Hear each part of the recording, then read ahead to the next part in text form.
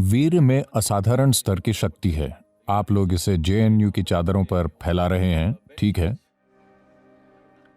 ठीक है। अगर आप इसके साथ ये कर रहे हैं तो यह आपकी मजबूरी है। हमारे पास एक शरीर है, हम इसे खुद से अलग नहीं कर सकते, ये मौजूद है। शरीर की अपनी जरूरतें हैं, जैसे कि शारीरिक भूख है, वैसे ही कामुकता है। पर किस हद तक, ये आपके ऊपर है। योग विज्ञान में इसे वीर्यम कहा जाता है। यह सबसे शक्तिशाली चीजों में से एक है। जाहिर है यह शक्तिशाली है, अगर आपको खोजना आता हो तो।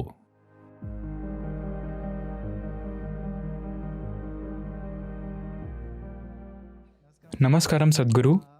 मैं जानना चाहता हूँ कि जब कोई छात्र कॉलेज में कदम रखता है तो अचानक उसे भारी मात्रा में अश्लील सामग्री मिलती है जो अब तक उससे बहुत दूर थी, और उसे मज़ा आता है।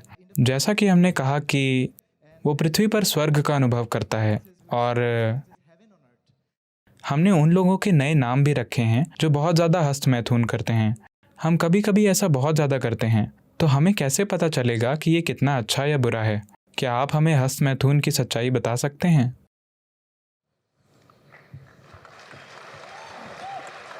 ओह, ये एक लोकप्रिय प्रश्न लगता है।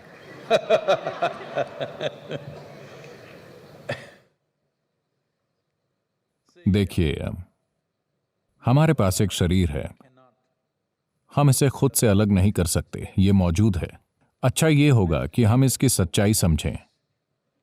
पर अभी दुनिया में समस्या ये है कि दुनिया के कुछ धार्मिक संस्थानों ने यह रवैया अपनाया है कि इंसान का शरीर ही गलत है। इस वजह से संस्कृतियों ने इसे छिपाना शुरू कर दिया। वैसे इस संस्कृति ने इसे कभी नहीं छिपाया, पर अंग्रेजों के आने के बाद हम अंग्रेजों से ज्यादा दकियानूसी हो गए। पर अगर आप उस समय से पहले के मंदिर देखें तो मंदिरों के बाहर की सभी कलाएं अश्लील हैं, अगर आप अश्लील कहना चाहें तो। पर हम उन्हें अश्लील नहीं कहते, हम सिर्फ इंसानी शरीर के विभिन्न आयामों की बात कर रहे हैं। क्योंकि हम इसे गलत नहीं मानते, हम बस इसे जीवन का बाहरी हिस्सा मानते हैं। अगर आप सिर्फ वहीं रहते हैं तो आप हमेशा भौतिक आयाम में रहेंगे, आप कुछ और नहीं तलाशेंगे। तो मंदिर में हमेशा ये बाहर होता है। आपका काम है इसे देखना और समझना कि ये जीवन की बाहरी चीज है और जीवन की गहराई में जाने की कोशिश करना, पर साथ ही इसे नकारना नहीं, न इसका महिमा मंडन करना, न ही इसे नकारना। यह सबसे महत्वपूर्ण बात है। पर आपके कॉलेज में इन चीजों को देखा जाता है, आपका इंटरनेट या जो भी। लोग मुझे बताते हैं, किसी ने मुझे बताया, मुझे नहीं पता कि यह प्रतिशत सही है या नहीं।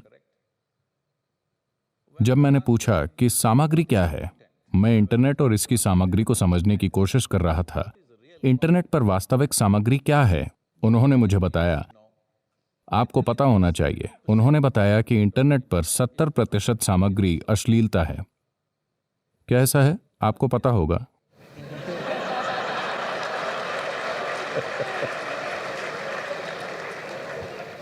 क्या कोई इस पर पीएचडी कर रहा है? उन्होंने मुझसे कहा 70%। मैंने कहा 70% अश्लील चीजों का होना गलत है और ये एक बीमारी है। अगर ये एक छोटा प्रतिशत हो तो ठीक है।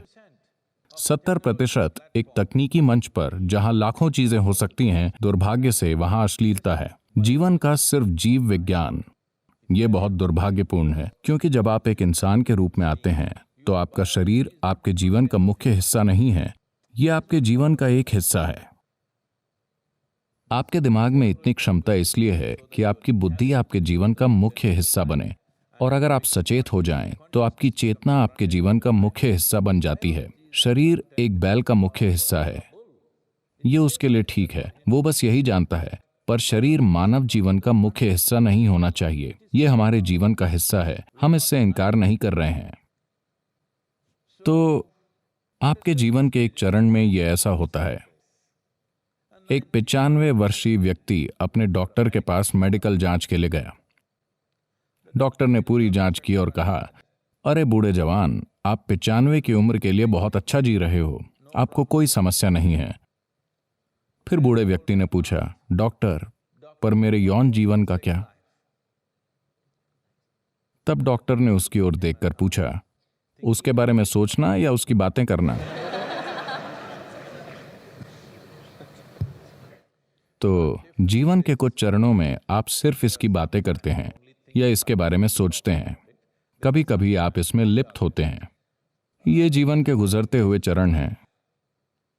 आपके लिए ये किस हद तक जरूरी हैं, इसे आप सबसे अच्छा तय कर सकते हैं। पर साथ ही आप अपने शरीर को समझने के लिए यहां नहीं आए हैं। कम से कम आपको जीव विज्ञान में एमएससी करनी चाहिए थी। आपको एक तकनीकी संस्थान में जीव विज्ञान की खोज करके समय बर्बाद नहीं करना चाहिए। क्या इसका मतलब यह है कि आप में जीव विज्ञान नहीं है, आपकी शारीरिक जरूरतें नहीं हैं? आप में हैं, ये ठीक है, पर इसे आपका बाहरी हिस्सा होना चाहिए, न कि आपके जीवन का मूल हिस्सा, क्योंकि इससे आप में एक कमी आ जाएगी। आप एक प्राणी थे जो पूरी तरह से शारीरिक था, फिर आपका विकास हुआ और अब आप में शरीर से परे अपनी खुद की बुद्धि है। देखिए, जानवरों की बुद्धि सिर्फ उनके शरीर के लिए काम करती है। भोजन कैसे पाया जाए, अपना साथी कैसे पाया जाए, यही उनका पूरा जीवन है। अगर मानव बुद्धि भी इसी तरह काम करे तो आप विकास की प्रक्रिया के खिलाफ जा रहे हैं। आप वापस जाने की कोशिश कर रहे हैं, विकास की प्रक्रिया को पीछे ले जा रहे हैं। यह जरूरी नहीं है। इसका मतलब ये नहीं है कि आपके पास शरीर नहीं है। शरीर की अपनी जरूरतें हैं, जैसे कि शारीरिक भूख है, वैसे ही कामुकता है। आपको इसे किसी तरह से पूरा करना है, पर किस हद तक ये आपको चुनना है। पर निश्चित रूप से यह आपके जीवन का मुख्य हिस्सा नहीं होना चाहिए, क्योंकि आप अपनी बुद्धि और चेतना को मुख्य हिस्सा बनाने की विकास योजना को पीछे ले जा रहे हैं। इसके बजाय आप अपने शरीर को मुख्य हिस्सा बना रहे हैं।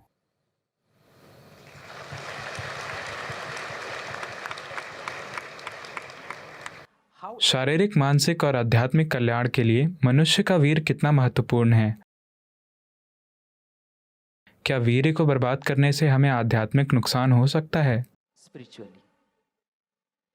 आप जानते हैं कि वीर्य आपके शरीर के अस्तित्व का आधार है, चाहे आप पुरुष हो या महिला, क्योंकि यह आपका 50% हिस्सा है।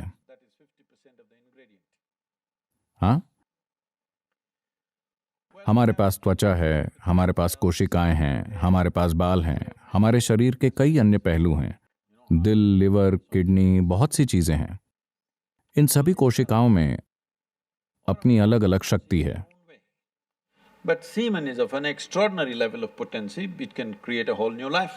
पर वीर्य में असाधारण शक्ति है, ये एक नया जीवन बना सकता है।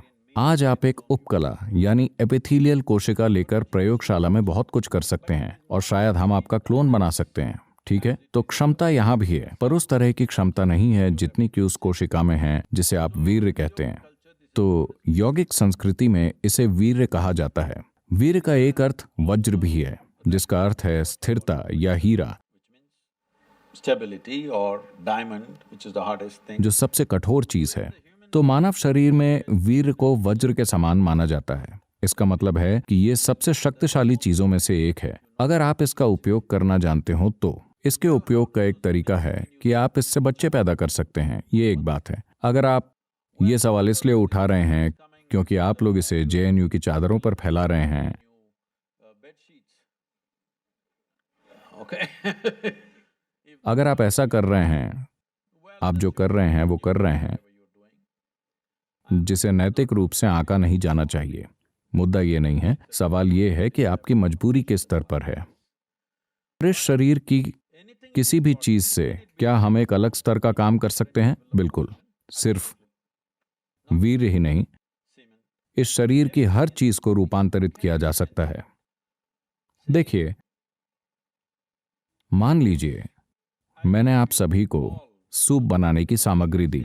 आप सभी को वही सूप बनाने की सामग्री दी। क्या आपको लगता है कि आप सभी एक ही सूप बनाएंगे? नहीं, आप 500 किस्मों के सूप बनाएंगे। हालांकि सामग्री एक ही है। अभी हमारे साथ यही हुआ है। हम सभी मौलिक रूप से एक ही सामग्री हैं, पर देखिए हम में से हर एक कितना अलग है। अलग अलग सूप। अगर मैं आपको सूप बनाने की सामग्री दूं, तो आप एक शानदार सूप या एक घटिया सूप बना सकते हैं। ये इससे तय होगा कि आप में कितना कौशल है ना? तो ये हर बात पर लागू होता है, न सिर्फ वीर्य पर। आपके शरीर और आपके मन के हर आयाम को आप किसी जबरदस्त चीज में बदल सकते हैं या इसे औसत दर्जे का या एक गंभीर समस्या बना सकते हैं। आपके जीवन का हर पहलू, यही जीवन के इस पहलू के लिए भी सच है। ये वही ऊर्जा है। देखिए, लोग इसका शाब्दिक अनुवाद कर रहे हैं, पर अगर आप उपकलता यानी एपिथेलियल कोशिकाएं बनाना चाहते हैं तो शरीर इस पर जितनी ऊर्जा खर्च करता है उसके मुकाबले अगर आप एक वीर्य की कोशिका बनाना चाहते हैं तो शरीर जितनी ऊर्जा खर्च करता है वो बहुत अलग है। इसे वैज्ञानिक रूप से स्थापित किया जा सकता है। इसलिए जब आप इतनी ऊर्जा का निवेश कर रहे हैं तो जाहिर है कि अगर आपको खोजना आता हो तो इसमें क्षमता है। लेकिन क्या आप में खोजने की क्षमता है? क्या आप खोज करने में सक्षम हैं? क्या आपके पास ऐसा करने के लिए जरूरी साधना और मार्गदर्शन है? ये एक बड़ा सवालिया निशान है।